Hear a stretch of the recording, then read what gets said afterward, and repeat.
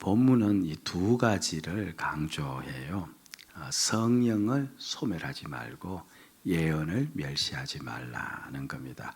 우리 한번 따라합시다. 성령을 소멸하지 말고 예언을 멸시하지 말라. 자, 우리 다시 한번 시작. 성령을 소멸하지 말고 예언을 멸시하지 말라. 우리가 먼저 눈여겨봐야 될 것은 이 부정 명령형을 사용했다는 거예요. 바로 앞부분에서는 범사에 감사하라.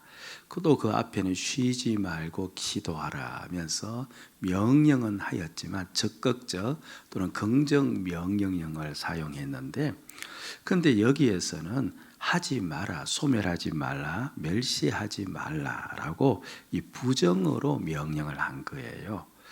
사실 문맥을 따져보면 같이 긍정형으로 해야 되는데 이 부정형으로 바꿔놓은 겁니다. 왜 이랬을까? 그 까닭이 있어요.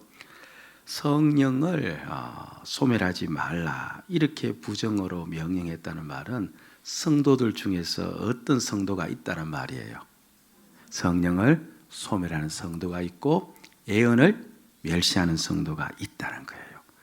그래서 지금 그 자리에서 어떻게 하라는 거예요? 빨리 돌아서라는 겁니다. 그렇게 계속 가면 너희들 큰일 난다. 그렇게 살면 안 된다. 빨리 돌아서라. 그 이야기를 하고 싶었던 겁니다.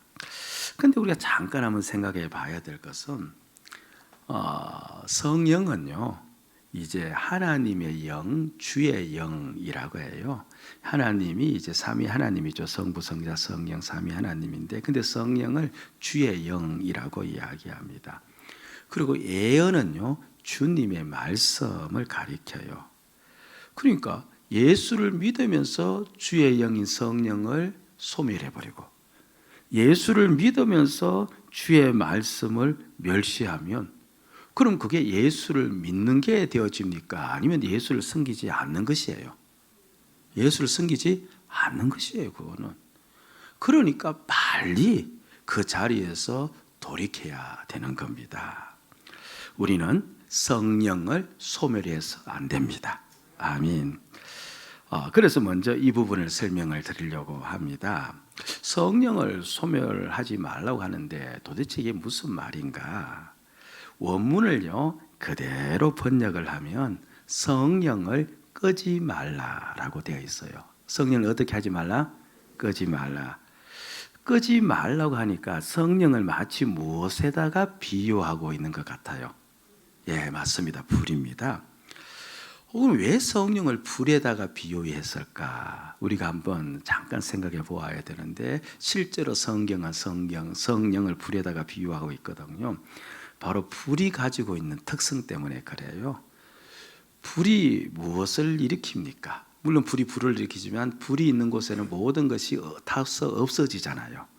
이 불은요, 태워 없애버리는 것, 그 역할을 하고 또는 뜨겁게 하는 그 역할을 하는데, 바로 성령이 그런 역할을 하기 때문에 바로 불에다가 비유를 한 겁니다.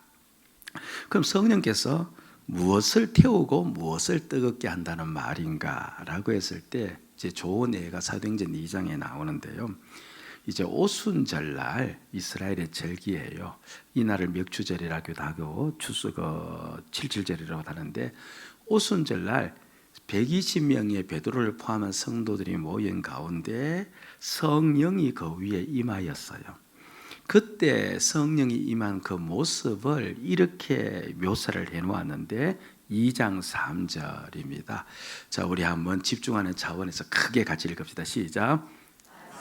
불의 혀처럼 갈라지는 것들이 그들에게 보여 각 사람 위에 하나씩 임하여 있더니, 자, 저 자막을 보시고 한번 들어보세요.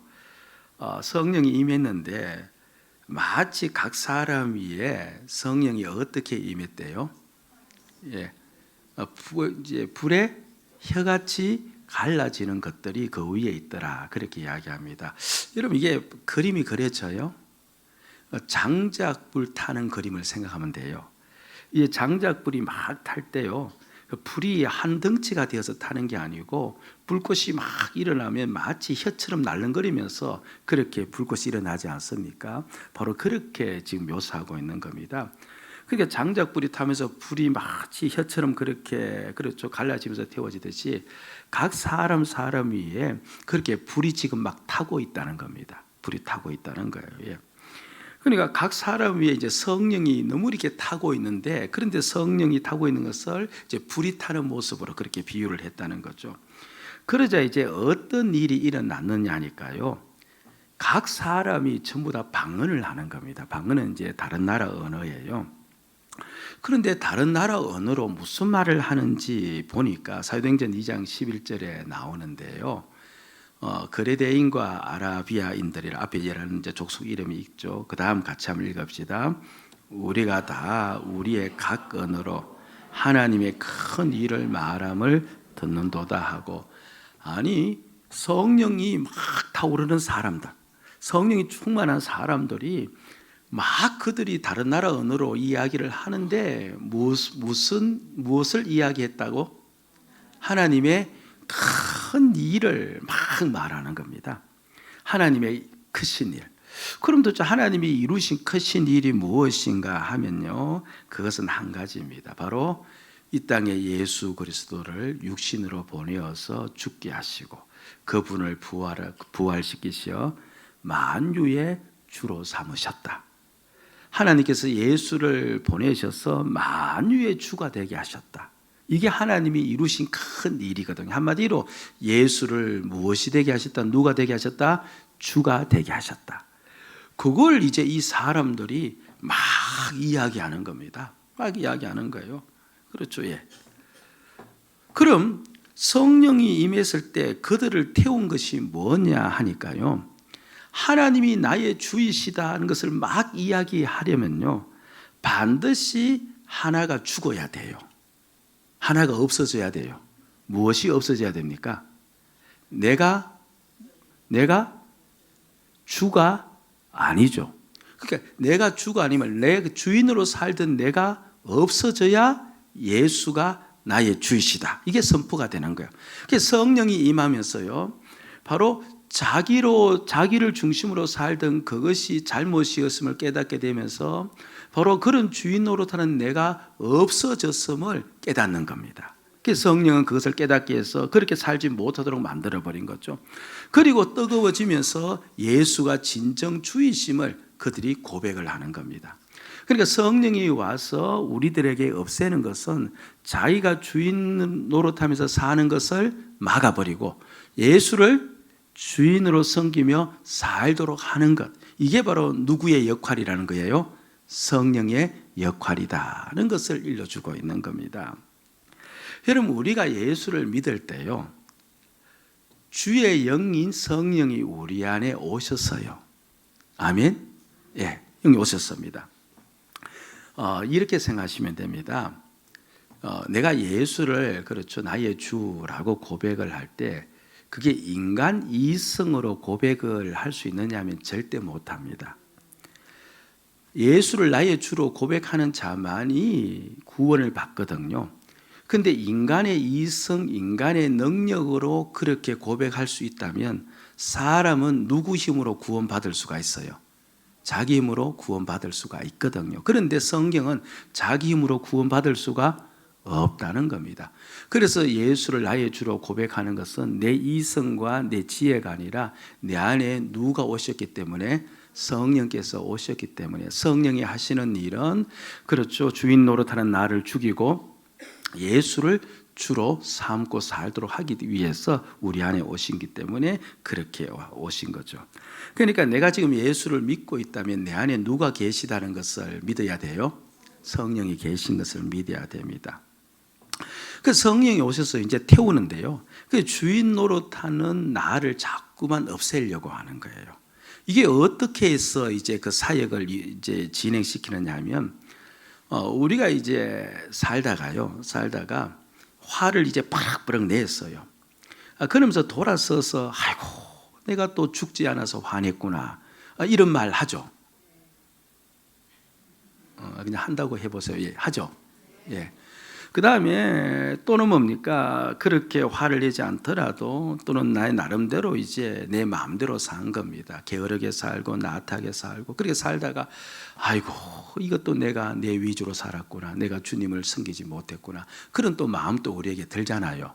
드는데 내가 죽어야 되는데 왜 죽지 못하냐? 내가 내 주님을 다 잘 섬겨야 되는데 왜 잘 섬기지 못하냐? 이제 그런 마음이 이제 내 안에 쑥쑥 들어올 때가 있어요. 그거는 내가 가지고 있는 어떤 양심의 소리가 아니고요. 성령께서 내 안에서 역사를 하신 거예요. 그러니까 성령이 내 안에서 야, 너 어떻게 그렇게 사냐? 어떻게 너가 예수를 믿는다면서 죽은 자가 되어야지 그렇게 화를 퍼럭퍼럭 내고 신경질 내고 짜증내고 불평하고 낙심하고 너 정말 죽었냐? 성령이 이렇게 우리 안에서 이야기를 해요. 그러면 우리는 그 이야기를 듣지는 못하지만 내 안에서 듣지는 못하지만 그 이야기가 내가 그 이야기를 통해서 내 마음속에서 그런 생각이 이는 거예요. 아이고 내가 왜 이렇게 사냐? 내가 왜 이렇게 사냐? 우리 모두가 다 그와 같은 생각들을 가져본 줄 압니다. 또 당장 지난주에도요. 범사에 감사라는 말씀을 듣기는 들었는데 또 불평하는 자신을 보면서 아이고 내가 또 살아서 불평하는구나. 또 그와 같은 한탄을 한 분도 없잖아 있을 겁니다. 그게 다 내 안에서 누가 역사했다는 거예요? 성령이 역사하신 겁니다. 성령이 역사하지 않으면요, 예수 믿지 않는 자들은 추워도 그런 생각 안 하거든요. 성령이 역사했기 때문에 그렇게 내 안에서 그런 이제 소리가 들리는 겁니다. 그런데 그런 이제 감동이 계속 옴에도 불구하고 내가 계속 자기를 고집하며 살아가요. 그렇죠? 너 왜 그렇게 사냐? 왜 자꾸 너를 주인으로 삼고 화를 내냐? 계속 이야기하는데도 내가 계속 그 말을 무시하고 화를 계속 내며 살아요. 그럼 계속적으로 성령께서 내 안에 너 왜 자꾸 화를 내냐? 그런 소리 할까요? 하지 않을까요? 하지 않습니다. 하지 않아요. 그럼 결국 나는 누구를 소멸시켜버린 거예요? 성령을 소멸시켜버린 거예요. 다윗이요. 자신의 신하 우리아의 아내 바세바를 범하죠. 그리고 나중에는 그 일을 숨기기 위해서 우리아를 전쟁터에 보내서 죽게 만듭니다. 자기 욕망에 끌려 산 삶입니다. 그런데 다윗은 거의 1년 동안을 다른 사람의 아내를 범하고 그 남편을 죽였음에도 불구하고요. 1년 동안 다윗이 회개하지를 않아요. 한 1년쯤 지나서 나단 선지자가 왔어요. 다윗이 회개하지 않으니까 그 잘못을 전부 지적합니다. 그때서야 비로소 다윗이 회개를 하는데 회개하는 그 내용 중에서 이런 글이 들어가 있어요. 시편 51편에 다윗의 회개가 자신이 친히 적어놓은 글이 있거든요. 시편 51편 10절을 한번 보세요. 시작. 하나님이여 내 속에 정한 마음을 창조하시고 내 안에 정직한 영을 새롭게 하소서. 저게 무슨 말이에요? 내 안에 정직한 영을 새롭게 하소서. 나에게 정직을 달라고 했습니다. 그럼 다윗은 어떻게 살았다는 거예요? 정직하지 않았다는 거예요. 무슨 말이냐니까 다윗은 스스로 자신을 속였다는 겁니다. 그렇게 죄를 범했을 때요, 성령 하나님께서 왜 다윗의 마음에 감동을 주지 않았겠어요? 다윗아, 네가 하나님의 종이라고 하는데 이렇게 다른 사람의 아내를 범해? 네가 어떻게 너의 충신인 그 우리아를 전쟁터에서 죽게 만들 수 있어? 어떻게 너 욕망을 충족시키기 위해서 그렇게 네 마음대로 살아갈 수 있어? 그런 찔림이 왔을까요? 안 왔을까요? 왔어요. 다윗이 얼마나 하나님 앞에서 살았는지 모르잖아요. 그러니까 다윗은 스스로 그렇죠. 그 마음속에 아이고 내가 왜 그런 짓 했냐? 내가 왜 그런 엉뚱한 일을 했냐? 내가 왜 그런 죄를 지었냐? 그런 생각과 그런 마음이 그 속에 들었다는 거예요.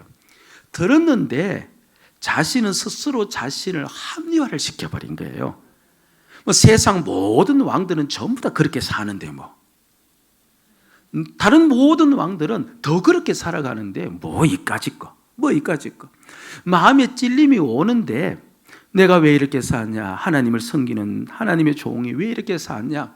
그런 성령의 감동이 올 때마다 회개의 자리로 가지 않고 세상 모든 왕들은 다 그렇게 사는데 난들 그렇게 사는 게 뭐가 죄가 되냐? 정말 세상 왕들은 더하면 더했지 덜하지는 않았거든요. 그렇게 살면서도 어느 누구 하나 잘못이라고 지적받는 왕은 없었거든요. 그러니까 자신이 그것에 대해서 자꾸 자기를 합리화한 겁니다. 누구를 속인 거예요?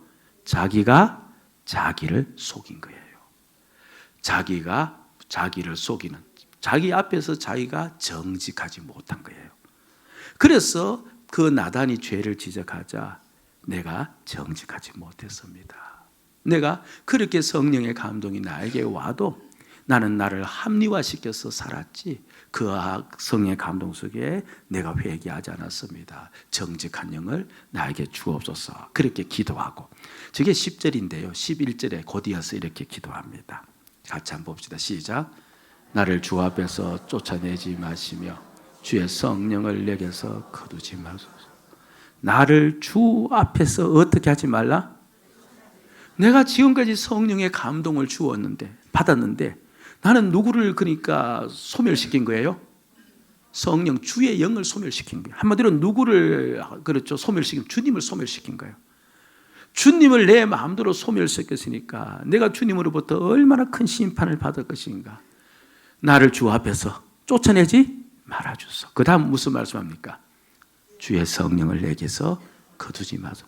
다시 한번 성령께서 내 안에 역사해 주어서 나를 깨워 주시기를 바라나이다.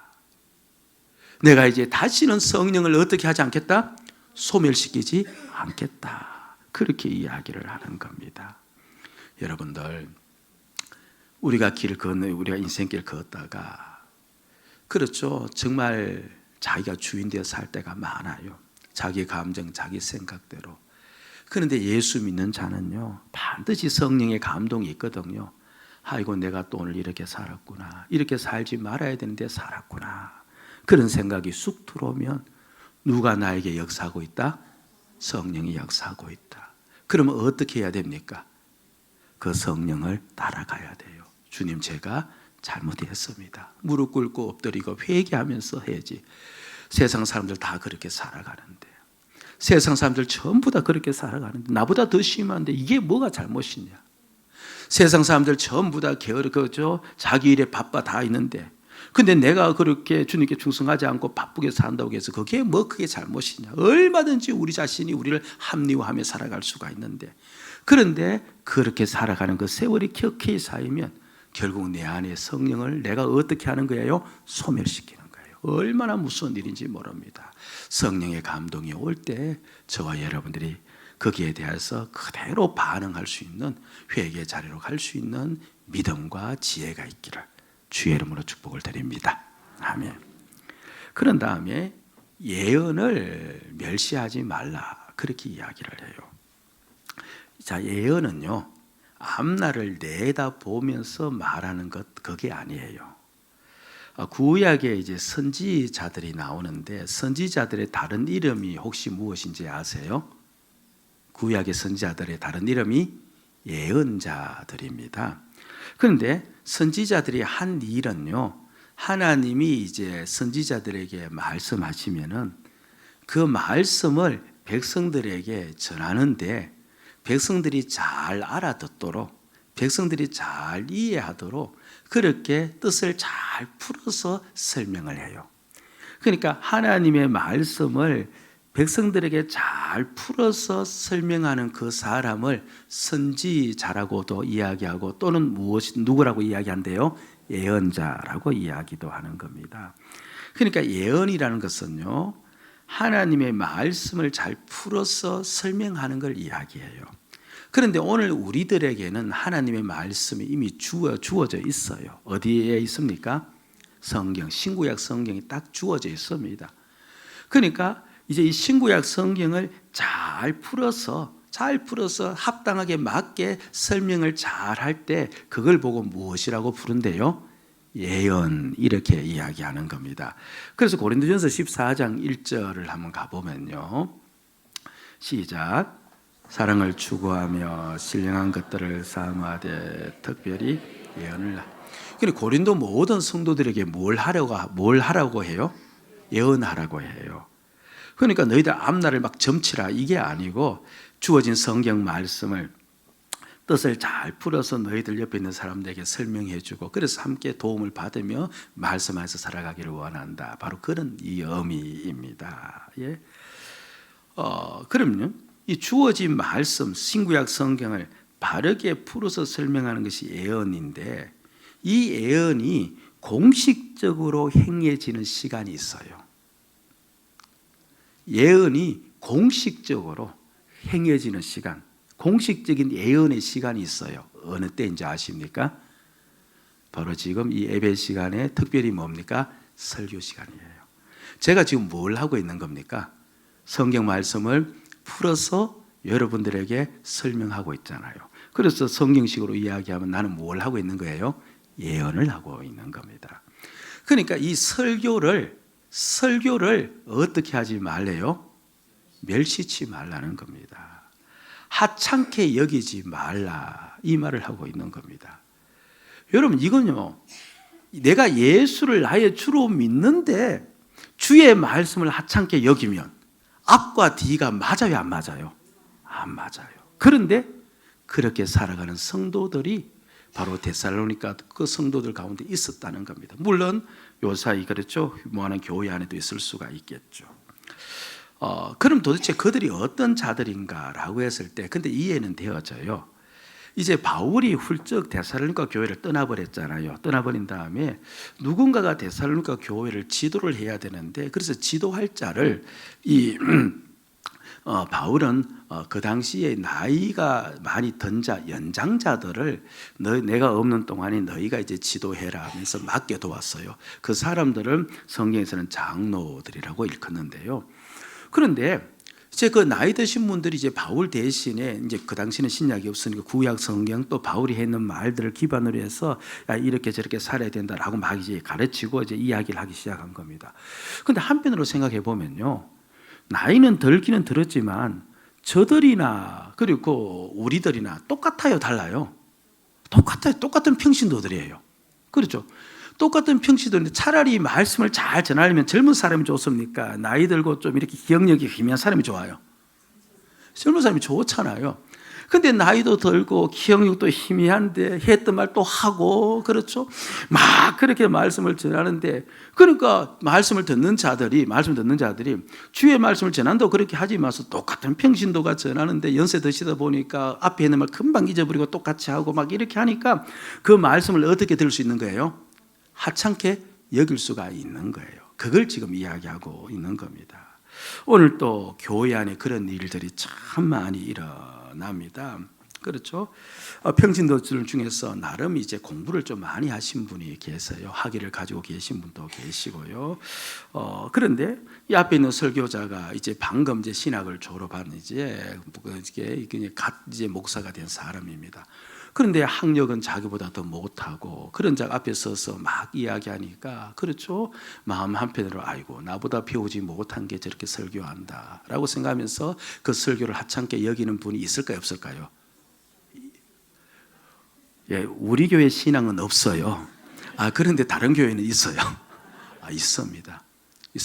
물론 목사가 그래서는 안 되지만요, 그런 경향이 또 강하기 때문에 옛날에요, 목사들이 전부 다 박사학위 받아야 된다고 그렇게 나선 적이 있거든요.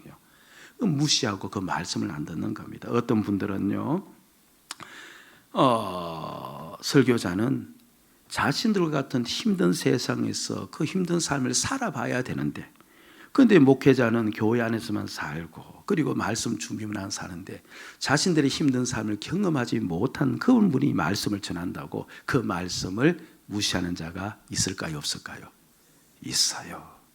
목사님은 내 사정 잘 몰라, 이 힘든 사정 몰라, 그런데 어떻게 말씀을 전해 하면서 그 설교자의 말을 무시하는 경향이 없잖아 있습니다. 어떤 분은 나이로 눌러버려요. 나이도 어린 게 무슨 인생을 살아도 내가 더 많이 살지 그러면서 그 목사의 설교를 하찮게 여기는 경향도 없잖아 있습니다. 아예 어떤 분들은 말씀대로 사는 것이 불가능하다고 생각하기 때문에 그래서 설교를 아무리 해도 그 설교를 그냥 그렇죠 귓등으로 듣고 흘려보내는 분도 없잖아 있습니다.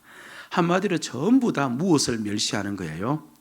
예언을 멸시하는 겁니다. 우리는요 이 모든 말씀을 들을 때도 지금 이 말씀이 주의 말씀 예언인 줄 알고 멸시의 반대가 존중이니까 지극히 말씀을 존중해야 됩니다. 그리고 말씀을 듣는 태도 또한 존중하는 태도로 들어야 됩니다. 과거 이제 오후 예배가 있을 때 우리 교회 여러 강사분들이 오고 가지 않았습니까? 근데 설교를 한 다음에 제 방에서 잠깐 이제 말씀 나누다가 이제 돌아가시는데 그때 말씀을 나눌 때요. 많은 이제 목사님들이 다 그렇게 이야기를 한 것 같아요. 우리 교회가 말씀을 듣는 태도가 너무 좋다는 거예요. 사실 정말 좋아요. 우리 교회가 주변을 보세요. 잠자는 자가 있는지 없는지 없어요. 예. 너무 좋다는 겁니다. 예. 무엇보다도 설교를 들으려고 하고 있다는 거예요. 다른 교회 가면 졸고 집중하지도 않고 눈 감고 심지어 그렇죠. 하나님의 은혜는 말씀에서 오는데 스마트폰에서 오는 줄 알고 스마트폰 붙잡고 있는 분도 계시고 그런데 이제 우리 교회는 그런 분이 없다고 이야기합니다. 특별히 2분단이 너무 말씀을 잘 듣는다고 합니다. 여러분 2분단이 어딘지 아세요? 1분단, 2분단, 3분단, 4분단. 연세 드신 분들이 말씀을 가장 잘 듣는다는 겁니다. 실제로 그래요. 가장 많이 웃는 분이 여기에요. 보세요. 가장 말씀에 대꾸도 잘해주고 호응도 좋고 연세가 드셨으면서 한 분도 안 졸잖아요. 졸아서 깨우는 건 아니에요. 너무 좋다 그렇게 이야기를 합니다. 여러분 이 설교가요 분명히 믿으셔야 되는데 예언이에요. 설교는요 우리 신앙생활의 생명줄이에요. 다윗이 그래도 회개하며 돌아올 수 있었던 것은 나단 선지자가 와서 설교했기 때문에 그런 거예요. 세상을 이길 힘도 설교 때문이에요. 우리를 변화시키는 것도 설교예요. 우리를 다시 한번 예수 믿도록 힘을 내게 하는 것도 설교예요. 설교는 영혼의 생명줄이에요. 이 설교를 존중하고 그리고 이 설교를 깊이 받아들일 때 여러분들이 우리가 다시 살아날 줄로 믿습니다. 그러니까 예언을 멸시하지 말아야 돼요. 그 다음에 이제 말씀이 한 가지를 더 해주는데요. 21절을 한번 보시기를 바랍니다. 21절 범사에 헤아려 좋은 것을 취하라 그렇게 나오죠. 이게 무슨 말이냐니까요. 여기서 헤아린다는 말은 시험하다, 테스트하다 그런 뜻인데 이제 이렇게 설교를 들을 때 분명히 우리는 이제 예언이라고 듣지만서도요 이 설교를 테스트를 해봐야 된다는 거예요. 무턱대고 아멘하지 말라 이 말을 또 하고 있는 겁니다. 여러분 음주 단속을 하기 위해서 음주 측정기를 입에 갖다 대지 않습니까? 그러면 그 사람이 혈중에 알코올 농도가 나오듯이 반드시 설교가 정말 주의 말씀인지 아닌지를 들으면서 테스트를 좀 하라는 겁니다. 무작정 아멘은 하지 말라 그렇게 이야기를 해요. 아이고 목사님 우리가 뭔데 설교를 그렇게 안 해요. 테스트 하라는 거예요. 그럼 무엇을 가지고 어떤 기준으로 테스트를 할까라고 했을 때 제가 이제 책자를 쭉 보니까요 대부분의 이제 학자들이 너댓 가지를 이야기를 해요. 그 중에 이제 공통점을 가져오면 이렇습니다. 첫째는 그 설교가 성경 전체의 진리에 부합되는지 살펴보라 그렇게 이야기를 합니다. 여러분 가끔 이제 성경 본문을 이제 이렇게 읽고 난 다음에 본문과 관계없는 엉뚱한 이야기 하시는 분이 계시죠. 그러니까 그런 분이 계시잖아요. 설교 중에서 본문은 읽었는데 예를 들면 범사에 감사라는 이야기 나오는데 갑자기 감사 이야기는 하지 않고 다른 이야기는 잔뜩 하실 수 있잖아요. 근데 그럴지라도요 그게 설교가 될 수 있는 까닭은요 성경 전체 내용에 부합되기 때문에 그런 거예요. 그러니까 본문에서 어긋났다고 해서 그렇죠. 너무 그렇게 그렇죠. 왜 이렇게 전하나 그렇게 할 필요는 없습니다. 특별히 우리 교인들이 그게 심해요. 왜냐하니까 제가 늘 본문을 보고 점검을 하고 이렇게 하다 보니까 가끔 다른 교회 가면 본문 펼쳐놓고 다른 설교하면 저게 설교 아닌가 봐요. 그게 없어요. 성경 전체 진리에 부합되면 되는데 그런데 본문을 정확하게 이야기하는 것 같으면서도 성경의 전체 진리에 부합되지 않을 수도 있겠죠. 근데 그것이 그것은 주의 말씀이 될 수가 없다. 그렇게 이야기합니다. 그런데 이 부분은요, 우리가 잘 테스트할 수가 없어요. 설교자가 아주 설득력 있게 그렇게 합리적으로 그렇죠. 그렇게 잘 설명을 하면 우리 중에 대부분은 그 말씀을 받아들이지 성경 전체 진리에 쫙 꿰뚫어서 그게 맞니 안 맞니 할 수 있어요 없어요? 거의 못합니다. 그러니까 성경 전체 진리에 부합되는지 살펴보라고 하기는 하지만 사실 이것은 우리에게 잘 이루어질 수가 없어요. 그래서 이제 두 번째 테스트를 해보면 되는데요. 이것도 이제 다들 이야기하는 겁니다. 그 설교가 복음 안에서 하는지 살펴보아라는 겁니다. 복음이란 게 뭡니까? 우리 복음 딱 하면요 하나만 생각하면 됩니다. 나는 어떻게 되고 나는 죽고 예수가 내 주가 되어 예수로 사는 것. 이게 이제 복음이죠. 그러니까 모든 설교는 그렇죠. 복음 안의 내용 속에 복음 안에 들어가 있어야 돼요. 그러니까 나는 죽고 예수가 내 주가 되어 내가 예수로 사는 것. 이 내용 안에 들어가야 되지 그 내용 밖에 있으면은 그 주의 말씀이 안 된다 이야기하는 겁니다. 지난주 이제 천안에 계신 어느 한 목사님께서 저에게 전화를 이제 했습니다. 그 목사님이 이제 그 아는 다른 지인 목사님 집에 이제 잠깐 놀러를 갔었는데 거기 보니까 이제 저희들이 이제 책을 이렇게 이제 지난해 이제 또 지난해 또 내지 않았습니까? 고린도후서하고 에베소서 강의를 냈는데 마침 그 목사님 이제 서재에 제 책이 꽂혀 있었던 겁니다. 그런데 그 책을 보니까 이제 저 이름이 섞여 있어서 그 목사님 저를 알기 때문에 저에게 곧장 전화를 해서 그 책을 좀 보내달라 해서 제가 이 책 두 권을 보내주었죠. 그런데 그분이 제 책을 받고 다시 저한테 전화를 했습니다. 그러면서 이런 이야기를 했어요.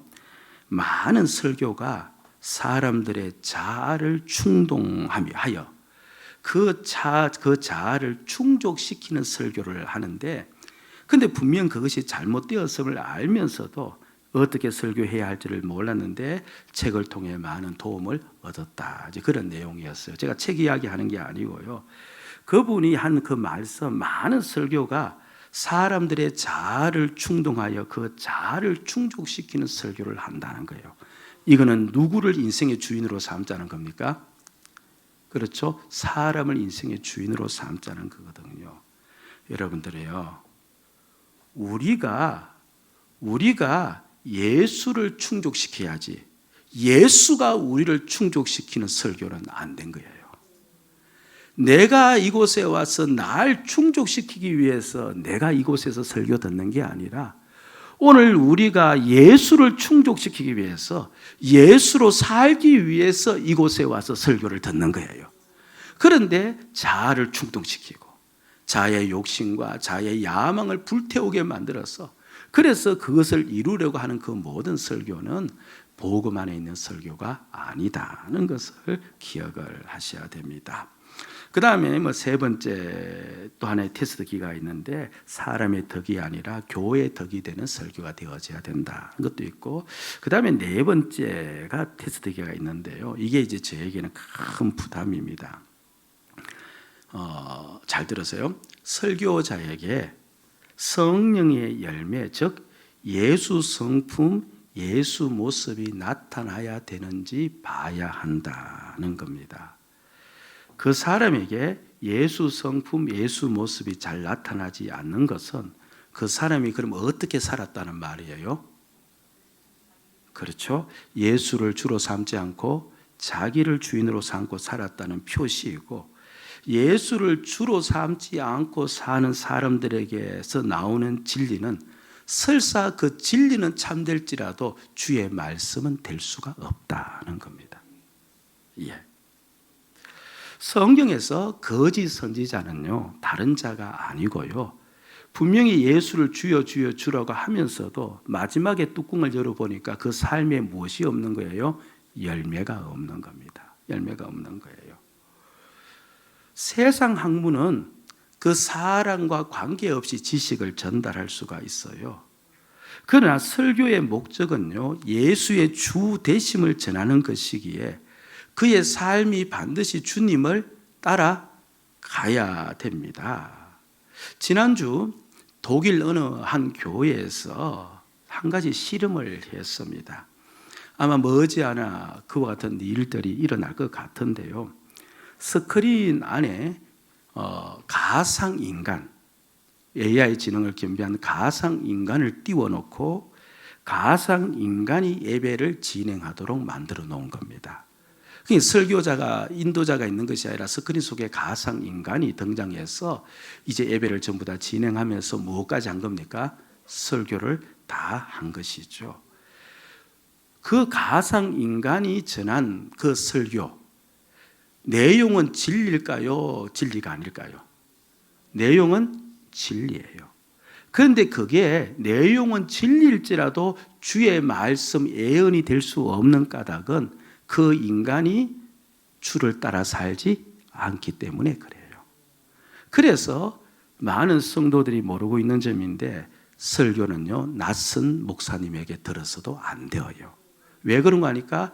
그분을 내가 모르기 때문에 그런 겁니다. 그것을 금하고도 있는 겁니다. 옛날 개혁신앙에서는요. 예. 그러니까 우리 새 목자도 마찬가지고 말씀을 전가하는 모든 자가 부담을 가지고 있어야 되는데 주님을 따르지 않으면서 그 예수 모습이 없는 가운데서 그가 전하는 그 내용은 진리일지라도 무엇은 될 수가 없다? 주의 말씀, 예언은 될 수가 없다. 그래서 우리가 설교를 들을 때 그렇죠. 째려보는 거죠. 우리 목사님이 예수 성품 닮았나 안 닮았나. 근데 이제 저도 이제 자신은 없지만서도 닮으려 노력하지만 성도들에게 미흡할 수도 있지만 여하튼 그와 같은 이제 삶을 살아야 되는 겁니다. 그러니까 크게 보면요. 결국 지금 복음 안에서 설교하는가? 그러니까 예수를 위해서 살자고 하는가? 자기를 위해서 살자고 하는가? 그리고 정말 예수를 따라 사는 자가 설교하는가? 아니면 그렇지 않는 자가 설교하는가? 그것만 보아도 어느 정도 테스트할 수가 있다는 겁니다. 그런데 그렇게 헤아렸어요. 헤아리니까 정말 저분이 하는 설교는 다 예언이 맞아요. 주의 말씀이 맞아요. 그러면 어떻게 하라는 거예요? 21절 범사에 헤아려서 좋은 것, 그 진리를 어떻게 해라요? 굳게 붙잡아란 말이에요. 그러면 그게 확실히 이제 저분이 진리를 전한다 생각되어지면은 너희들은 그 진리를 붙잡아라. 어떻게 하라? 순종을 하라. 그 이야기를 하고 있는 겁니다. 예. 말씀을 붙들지 않는다는 것은 누구를 붙든다는 말입니까? 자기를 붙잡고 산다는 말이죠. 자기 생각, 자기 경험, 자기 이론을 붙잡고 있는 겁니다.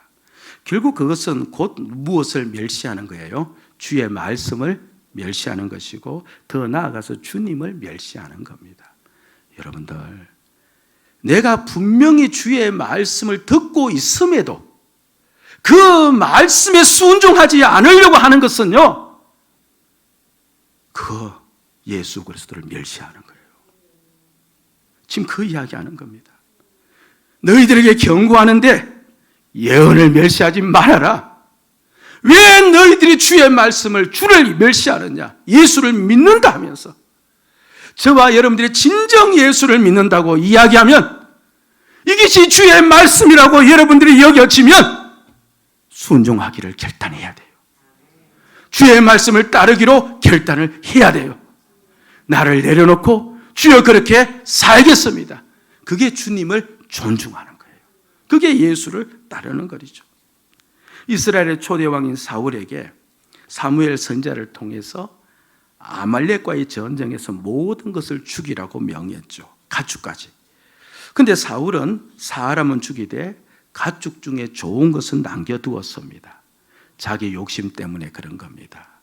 그런 그를 향하여서 사무엘은요, 그를 찾아가서 이런 이야기를 합니다. 사무엘상 15장 23절인데 같이 읽읍시다. 시작. 이는 거역하는 것은 점치는 죄와 같고 우상에 점하는 것 같음이라. 왕이 여호와의 말씀을 버렸으므로 여호와께서도 왕을 버려 왕이 되지 못하게 하셨나이다. 여러분 다시 한번 앞부분을 보시기 바랍니다.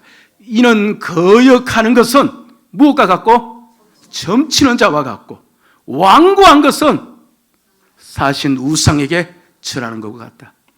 주의 말씀이 분명한데 분명함에도 내가 그 말씀을 따르며 살지 않기로 하는 것은 우상에게 절하는 것 같다. 자기가 우상이 되었다. 그 말을 하고 있는 겁니다. 너는 말씀에 순종하지 않은 너는 누구를 버렸다? 하나님을 버렸다. 그래서 나도 너를 어떻게 하겠다? 너를 버리겠다는 겁니다. 나를 존중히 여기면 나도 너를 존중히 여길 것이라. 나를 멸시하는 자를 나도 너를 멸시하겠다. 이게 주님의 말씀입니다. 여러분 성령이요 지금 또 내 안에서 일하십니다. 아멘. 내 안에 성령의 감동이 올 때 야, 너 왜 그렇게 사냐? 왜 그렇게 사냐? 내 이렇게 살아서 안 되는데 라는 감동이 올 때 그거 내 생각 아니고 성령 하나님이 나에게 하신 말씀인 줄 믿고 그 감동을 따라 살아가는 믿음에 깨어있는 자가 되시기를 바랍니다. 그리고 이 설교가 분명히 주의 말씀이라고 인정되어지면 온 힘을 다해 예를 갖추고 듣되 순종하려고 들으시기 바랍니다. 여러분 주님을 무겁게 여기셔야 돼요. 주님을 가벼이 여기지 마세요.